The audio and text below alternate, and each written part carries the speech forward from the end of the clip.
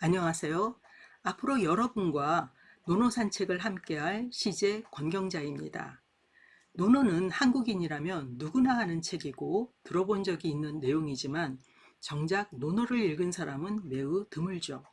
오늘은 노노 산책 첫 시간으로 공자와 노노에 대해서 알아보도록 하겠습니다.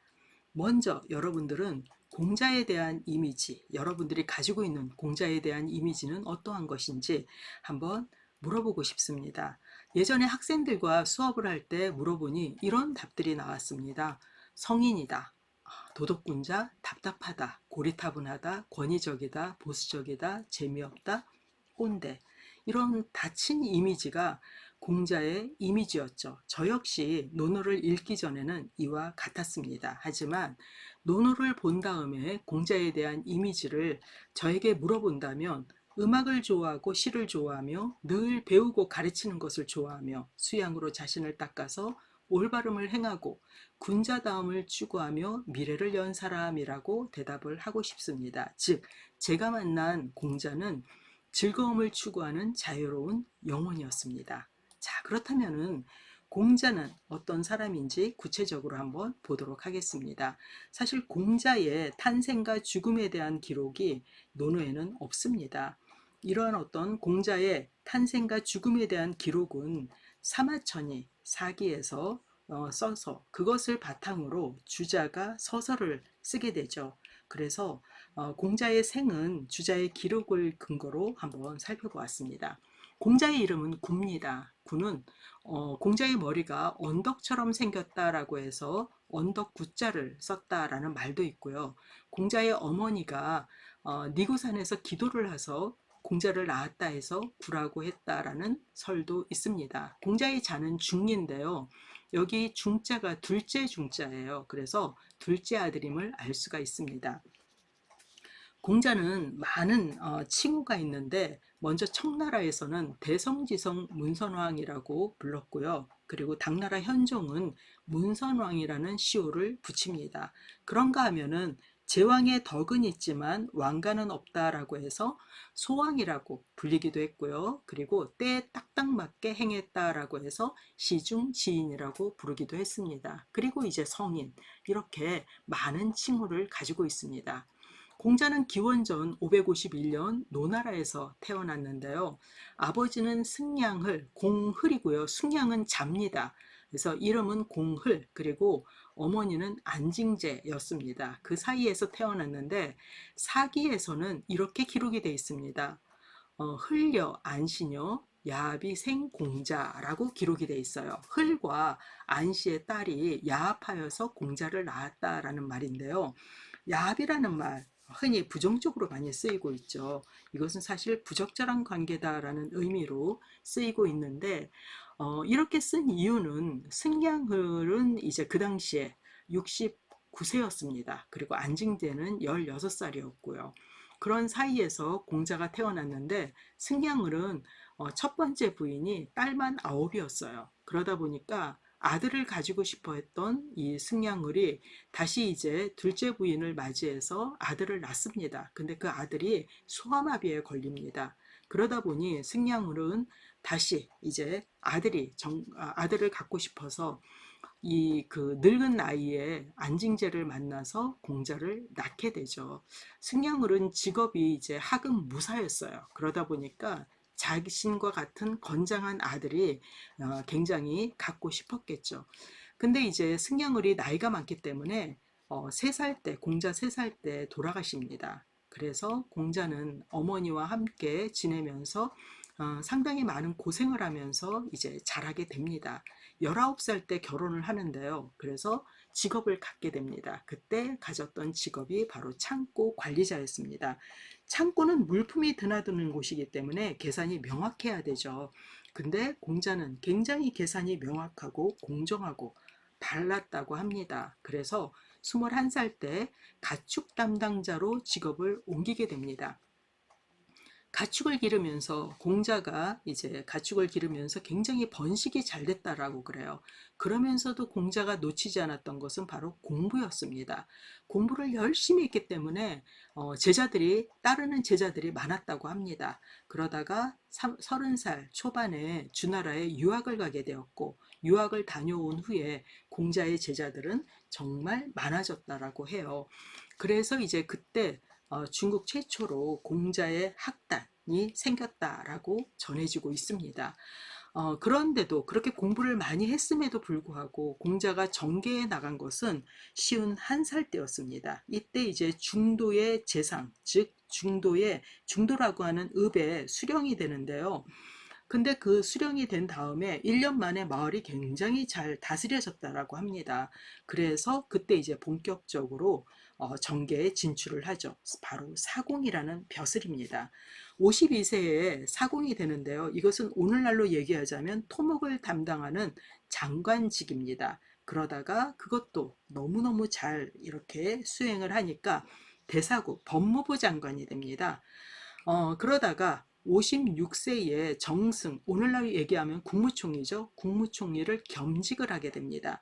그랬더니 이웃나라인 제나라에서 위기의식을 느낍니다. 노나라가 너무 잘 다스려지니까 위기의식을 느껴서 노나라에 말과 미녀를 선물을 합니다. 그랬더니 당시에 그 어떤 권력자였던 개환자와 그리고 통치자였던 정공이 정신을 차리지 못합니다.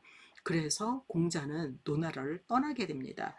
노나라를 떠나서 위나라, 진나라, 송나라, 또 다른 진나라 이러한 많은 나라들을 떠돌아다니면서 자신을 써줄, 등용할 그러한 통치자를 찾았지만 통치자들은 공자를 원하지만 그 아래에 있는 그러한 사람들의 반대에 의해서 공자는 어디에도 등용이 되지를 못합니다.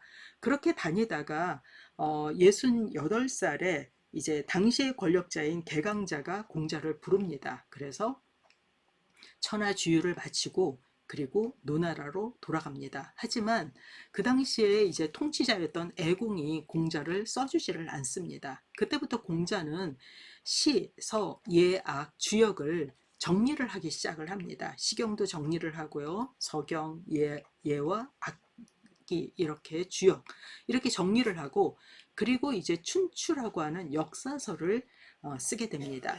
그러다가 73살에 돌아가십니다.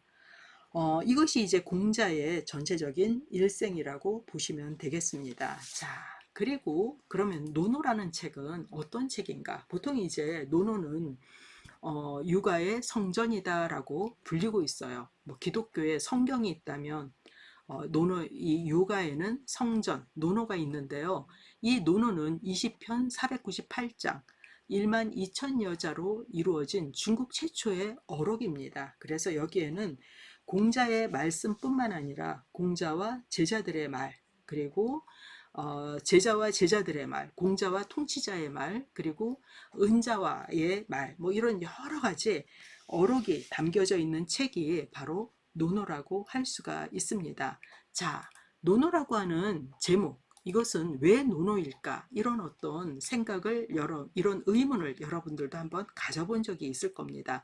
여기 논이라고 하는 것은 문인들이 자세히 토론하여 기록하다라는 그러한 뜻을 가지고 있습니다. 즉, 공자의 제자들이 공자의 말씀 중에서 이것이 맞냐, 틀리냐, 뭐 이러면서 서로 의논해서 이것을 기록을 했겠죠. 그래서 논이라고 앞에 붙였습니다. 또 이것을 이제 질서 있게 윤이라는 말은 순서, 뭐 윤리 이러한 뜻을 가지고 있잖아요. 그래서 이를 질서 있게 윤하다라고 해서 이 논이라고 붙였다라고 합니다.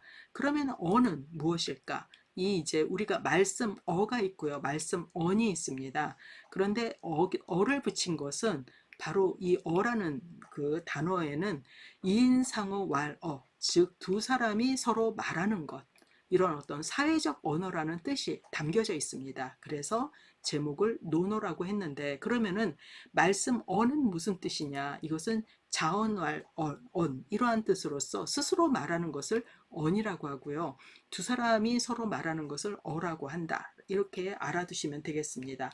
논어는 또 윤어라고도 합니다. 유는 바퀴 윤자잖아요. 그래서 바퀴처럼 세상의 길을 만들었다라는 의미도 있고요. 또 온갖 뜻을 다 갖췄다라는 의미로 윤어라고 부르기도 합니다. 그런가 하면 원주경이라고도 불러요.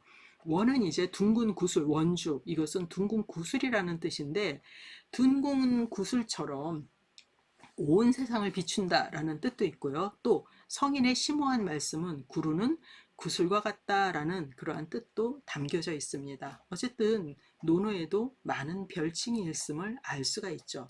또 논어는 리더십의 교과서다라고 하기도 합니다.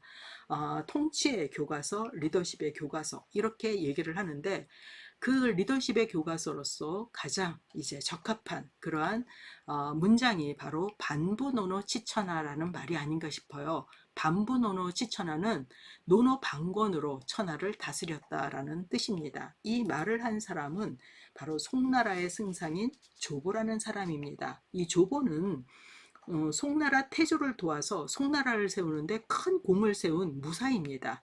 무관인데도 공을 세웠기 때문에 이 조보는 승상의 자리에 오릅니다. 승상은 오늘날로 얘기하자면 국무총리죠. 근데 이제 조보의 공이 컸기 때문에, 그리고 워낙 겸손하고 아주 정말 잘 이렇게 재상의 역할을 잘했기 때문에 그때는 다른 사람들의 말이 없었습니다. 근데 태조가 돌아가시고 그 아들인 태종이 왕이 되어서도 조보는 승상의 자리를 이렇게 이제 계속 이어서 하게 됩니다. 그랬더니 그때부터 사람들이 말이 많았어요.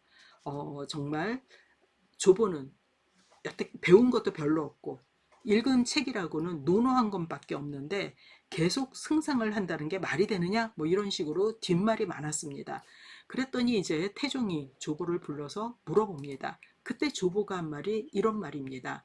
신이 평생에 아는 지식은 진실로 논어를 벗어나지 않습니다. 옛날에는 그 방권을 가지고 태조를 보필하여 천하를 평정하였다면 지금은 나머지 방권으로 폐하를 보필하여 대평천하를 다스리고자 합니다. 라고 이야기를 합니다. 자, 논어 방권으로 창업을 하였고 나머지 방권으로 이제 수성을 하고자 합니다. 라는 말을 하고 있는 거죠. 즉, 이 논어에는 창업과 수성이 다 들어있는 그러한 책이라고 할 수가 있겠습니다. 그래서 오늘날에도 많은 리더들이 논어를 통해서 세상을 보는 안목을 기르고 그리고 통찰력을 키우고 판단력과 변별력, 실행력을 갖추고자 하는 것을 볼 수가 있습니다. 여러분들도 이 논어를 읽음으로써, 함께 읽음으로써 여러분들의 어떤 삶의 길을 열어보는 그러한 여러분들이 되었으면 좋겠습니다. AI 시대에도 논어의 역할은 굉장히 크다라고 할 수가 있겠죠. 자, 논어 철학의 그 어떤 공자 철학의 핵심 하면은 우리는 인이라고 얘기를 하고 있습니다. 인의 뜻을 보자면 어질다, 인, 자애롭다, 따뜻하다, 인자하다, 사랑하다, 민감하다, 씨앗 이런 여러 가지 수많은 뜻을 가지고 있는데요. 맨 앞에 뜻이 바로 어질다죠. 그래서 우리는 이 인을 어질인 이렇게 얘기합니다. 그렇다면 이 어질다라는 뜻은 과연 무엇일까요? 자, 이것은 순 우리말인데요. 어리 지나다에서 나온 말입니다. 어리 무엇이죠? 네, 정신입니다. 정신이 진하다, 어리 진하다. 이 말은 정신이 맑고 깨끗하다. 이런 말이에요. 정신이 맑고 깨끗하기 때문에 다른 사람과 하나 되기가 쉬워요. 공감할 수가 있고, 포용할 수가 있고, 받아들일 수가 있고, 그리고 이해할 수가 있어요. 그렇기 때문에 자애롭고 따뜻하고 인자하고 사랑하고 민감하게 반응할 수가 있는 것입니다. 이것이 바로 인이에요. 설문해자에서는 인에 대해서 이렇게 얘기합니다. 하나됨이니 인과 이를 따르다. 자, 여기 앞에가 인변이죠. 그리고 둘 이로 이루어져 있습니다. 자, 그렇다면은 이 말은 뭐냐? 우리는 사람은 각각의 존재입니다. 우리가 저 사람과 내가 하나 되기 위해서는 그 사람을 공감하고 이해하고 받아들일 때 하나가 될 수가 있어요. 바로 이것이 인이라는 거죠. 그래서 인이라는 것은 다른 사람을 받아들일 수 있는, 그리고 하나 될 수 있는, 그게 바로 인이다라고 할 수가 있겠습니다. 자, 인을 또 생명의 씨앗이라고도 이야기를 하고 있는데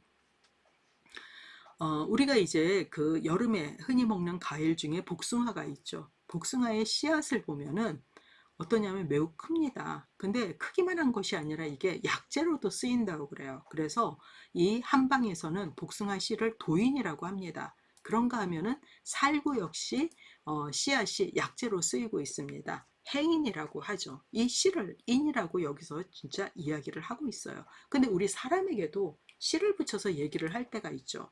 예, 이렇게 예쁜 아기를 보면은 어떤 사람이라도 다들 환해집니다. 마음이 순수해지는 걸 볼 수 있는데 그때 우리는 마음씨가 깨끗해 이렇게 얘기를 하고 있습니다. 즉 우리는 사람에게도 씨라는 이 마음에도 씨라는 단어를 붙입니다. 이게 바로 인이에요.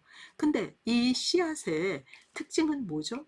매우 작지만 땅에 심게 되면은 수천 수만의 생명을 키우죠. 뿐만 아니라 그 열매들은 어떤 사람뿐만 아니라 짐승이라든가 이 자연에도 수많은 혜택을 줍니다. 이게 바로 인의 역할을 하는 거예요. 그래서 공자는 이 인으로서 자신의 어떤 철학의 핵심으로 삼음을 볼 수가 있습니다. 자, 공자는요, 많은 제자들이 인에 대해서 물을 때마다 그 제자의 눈높이에 맞춰서 다 다르게 얘기를 합니다.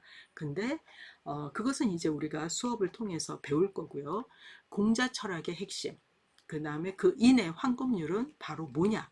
기소불력, 물시, 어인입니다. 이 말은 뭐냐면은 내가 하고 싶지 않은 것은 남에게도 하지 마라는 말입니다. 내가 하고 싶지 않은 것, 우리는 보통 나보다 약한 사람에게 시키는 경우가 많잖아요. 근데 그거 하지 말아라. 왜? 나와 너는 같으니까. 예. 나와 너가 다르지 않고 나와 너가 같아요. 그렇다면은 저 사람을 내가 아껴주고 보듬어주고 함께 해야 되겠죠.